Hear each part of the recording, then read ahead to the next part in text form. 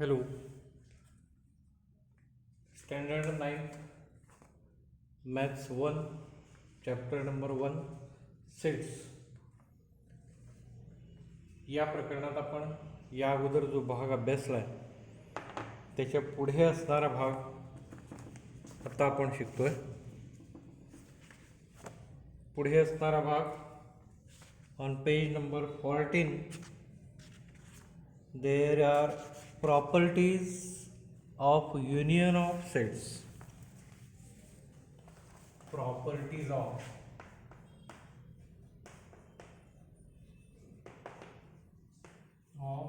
union of sets.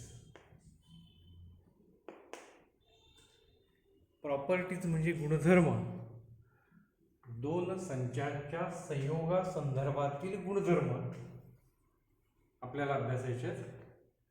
On page number 14 there are 6 properties are given. These properties are proved by using examples. या गुणधर्मांना सिद्ध करण्यासाठी काही उदाहरणं घ्यावी लागतील की आपण ती उदाहरणं सहजासहजी सिद्ध करू शकतो. आता सर्व उदाहरणं मी सिद्ध करणार नाही आहे, त्यातील कोणतीही एक दोन घेणार आहोत. त्यातील पहिलं आहे first property, union of A and B is equal to union of B and U. A आणि बी याचा संयोग संच हा बी आणि ए या संचांच्या संयोग संचाशी समान असतो किंवा एवढा असतो. ए बीचा संयोग संच हा बी एच्या संयोग संचाशी समान असतो.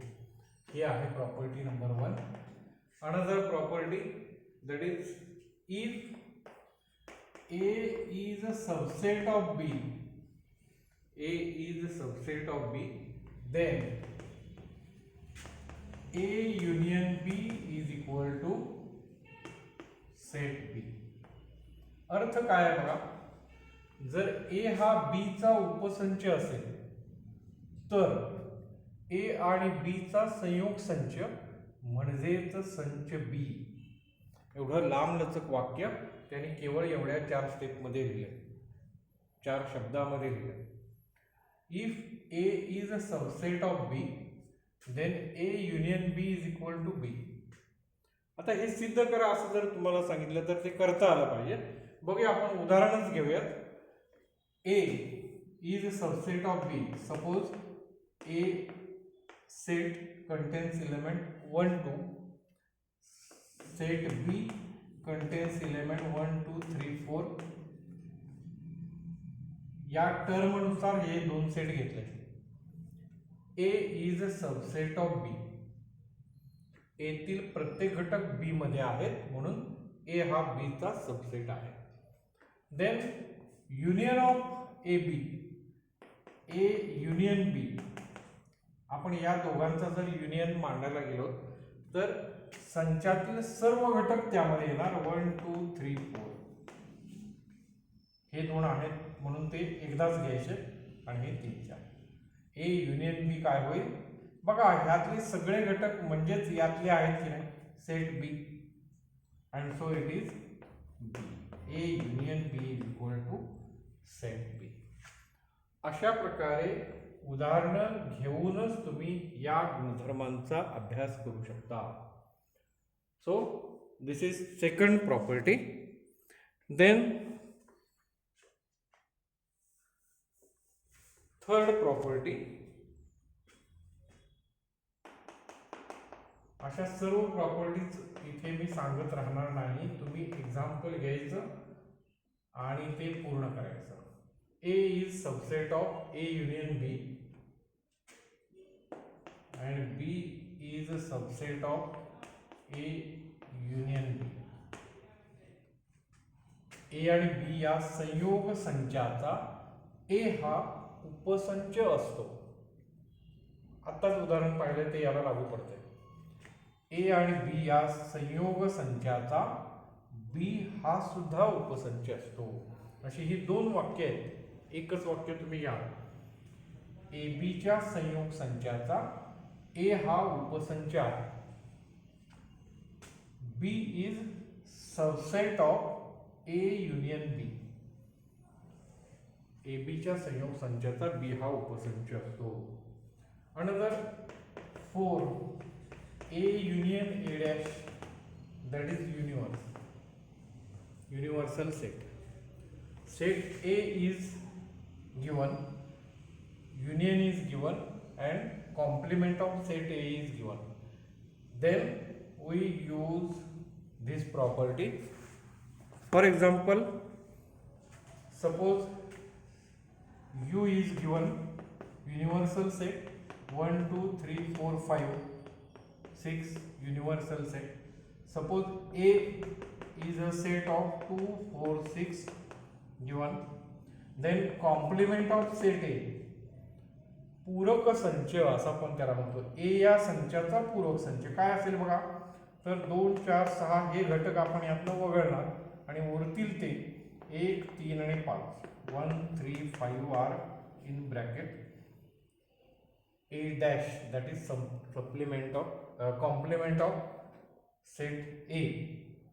Then observe this rule, union of A and complement of A, A and complement of A, union A union A dash, right this set. So in set 1 2 3 4 5 6, these are elements 1 2 3 4 5 6, these are elements. So all these elements are in U, universal set. So it is also written U. So A union A dash is equal to universal set. म्हणजेच ही property आपण या प्रकारे सिद्ध करू शकतो. सिद्ध करण्यासाठी म्हणून यातल्या सगळ्या प्रॉपर्टी सिद्ध करण्यासाठी तुम्ही उदाहरणं घ्या, त्यातली छोटी छोटी उदाहरणं घ्या. आता यू साठी मी विश्वसंच घेतला, ए हा एक संच घेतला, त्याचा पूरक संच काढला आणि आपल्याला पाहिजे या दोघांचा संयोग म्हणून हा संयोग घेतला. तर हा संच म्हणजे विश्वसंचातील सर्व घटक आहे, म्हणजेच विश्वसंच. आणि म्हणून आपण ही प्रॉपर्टी काय शिकलो, union of given set and its complement set is equal to universal set. दिलेला संच आणि त्याचा पूरक संच यांचा संयोग म्हणजे विश्वसंच असतो. ही वाक्य लक्षात घ्या. त्या वाक्य जरी शॉर्ट वाटली तरी त्याचा पूर्ण अर्थ लक्षात घ्या. संच आणि त्याचा पूरक संच यांचा संयोग म्हणजेच विश्वसंच असतो, हे यातनं लक्षात येईल. तर अशा प्रकारे उरलेले सुद्धा गुणधर्म तुम्ही व्यवस्थित ते सिद्ध करा आणि लिहून घ्या त्या पद्धतीने.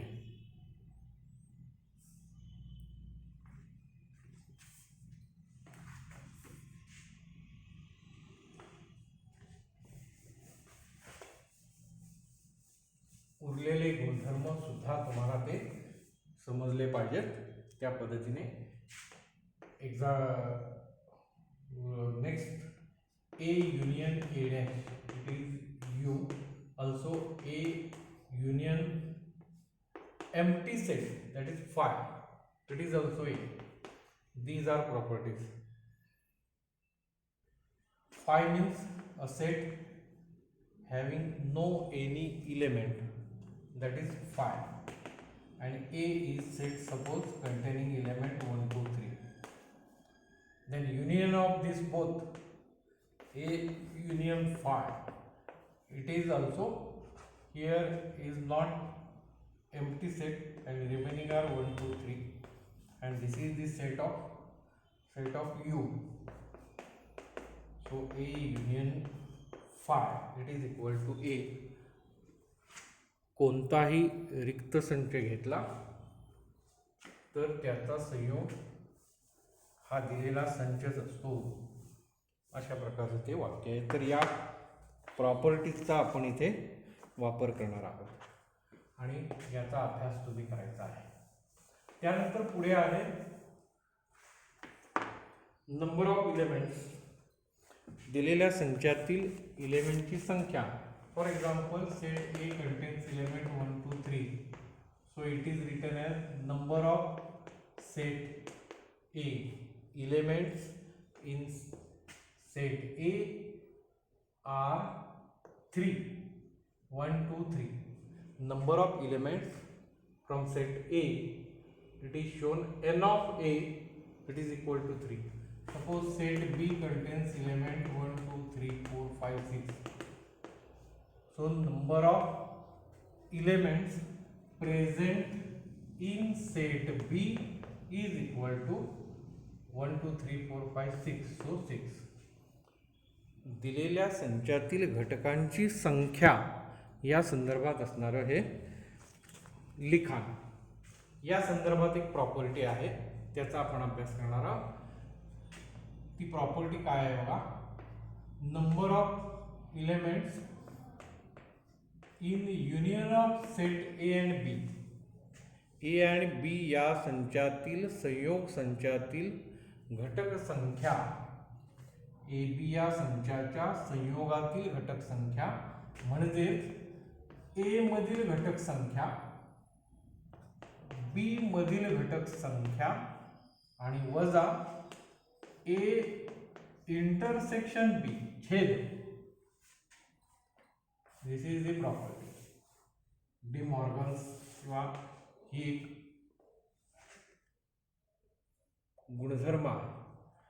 दोन संचातील संयोगातील घटकांची संख्या, दोन संचांच्या संयोगातील घटक संख्या बरोबर कशी काढता येईल, तर ए तील घटक संख्या अधिक बी तील घटक संख्या वजा ए छेद बी मधील घटक संख्या.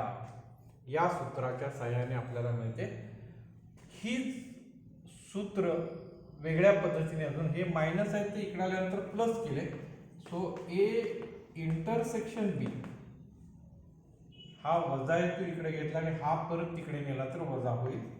N of A n of B minus n of A union B. फक्त अदला बदल केली, हा इकडे घेतला आणि हा तिकडे दिला. So number of elements in intersection of set A and बी.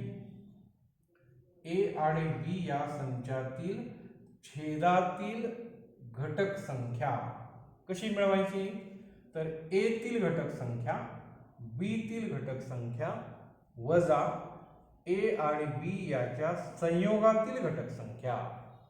तर हे अतिशय महत्त्वाचं सूत्र आहे. या सूत्राचं लिखाण करा आणि त्याचा अभ्यास करा. त्याच्यावरची उदाहरणं आपण अभ्यासणारच आहोत. So the example from this property, it is from practice set 1.4 on page number 16. On page number 16 there are two examples. Example number 1, given if n of a is equal to, example number 1, practice set 1.4, n of a given 15, n of a union b it is given 29, n of a intersection b it is given 7. Then find n of b, elements of set b. या दिलेल्या माहितीवरून आपल्याला उदाहरण सोडवायचं आहे. संच बी मधील घटकांची संख्या काढा असा प्रश्न आहे. मग यामध्येच हे सूत्र वापरायचं आहे. युनियन मधील घटक दिलेत, इंटरसेक्शन मधील घटक दिलेत आणि हा दिले. म्हणजे याच्यामध्ये फक्त किंमत घातली की किंमत मिळणार आहे. Suppose A union B is equal to n of A n of B minus n of A intersection B. Number of A given 15, number of B we have to calculate, आपल्याला शोधायचं आहे. Number of A intersection B that is 7, number of a union b that is 29. दिलेल्या किमती यामध्ये ठेवल्या आणि आता ही आकडेमोड तुम्हाला करता येईल. Number of elements from set B 15 minus 7 that is 8 29 also 8 transfer here and now B and therefore number of elements from set B is carrying by calculation it is 20.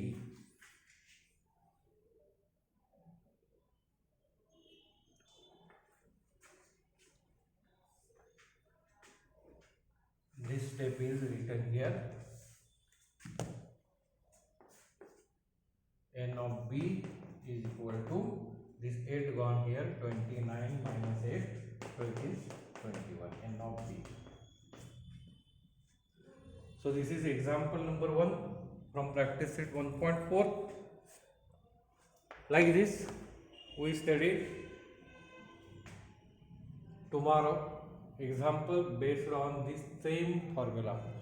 आपण याच सूत्रावर आधारित असणारी उदाहरणं उद्याच्या तासाला अभ्यासूयात.